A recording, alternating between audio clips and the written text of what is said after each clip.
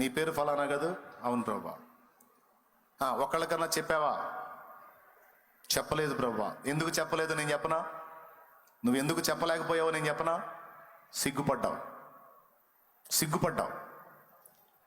అంటే నువ్వు సిగ్గుపడేంత తలకమాలిన పనులు, పనికిమాలిన పనులు నేను చేశానా? సిగ్గుపడాల్సిన పరిస్థితుల్లో ఉన్నోళ్ళేమో వాటిని గంభీరంగా ప్రచురపరిస్తే, సిగ్గుపడకుండా తల ఎత్తుకొని గంభీరంగా చాటాల్సిన స్థితిలో ఉన్న నా విషయమై దౌర్భాగ్యుడా నువ్వు సిగ్గుపడ్డావు. మరి జీవితం ఏం చేశావనే?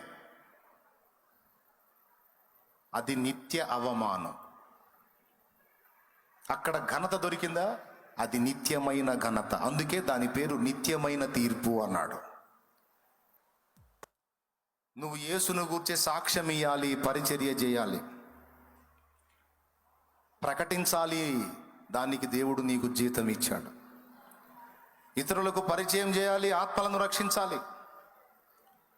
అప్పుడే నువ్వు ప్రేమ కలిగిన దానివి, ప్రేమ కలిగిన వాడివి. ఎవడెట్ట సస్తే నాకెందుకులే అని ఇతరులకు నువ్వు యేసయ్యని పరిచయం చేయకపోతే నువ్వు ప్రేమ లేని వ్యక్తివి. అరే, నీ కళ్ళ ముందు ఒకడు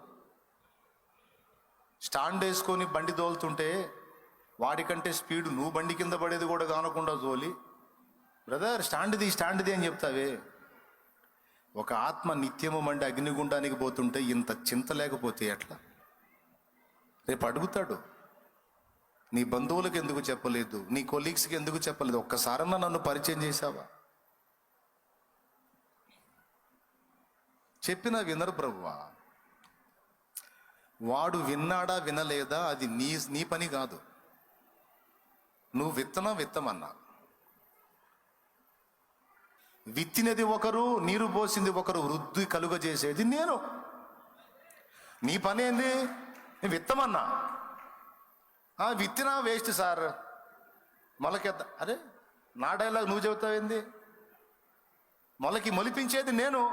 ఏమో నువ్వు విత్తినట్టయితే నేను మొలిపించేవాడినేమో.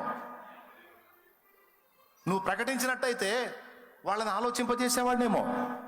అనేకులు అలాగొచ్చి నీకు ప్రకటించబట్టేగా ఈరోజు నువ్వు రక్షించబడ్డావు. నువ్వు ప్రకటించలా. నీకు ఇచ్చిన వాక్యపు గింజలు నీ దగ్గరే పెట్టేసుకున్నావు, నీ చేతిలోనే కుళ్ళిపోయినాయి. నువ్వు చల్లినట్లయితే, నువ్వు ప్రకటించినట్లయితే నేను మొలిపించుకునేవాడిని, నేను వృద్ధి చేసేవాడిని. అది నా పని.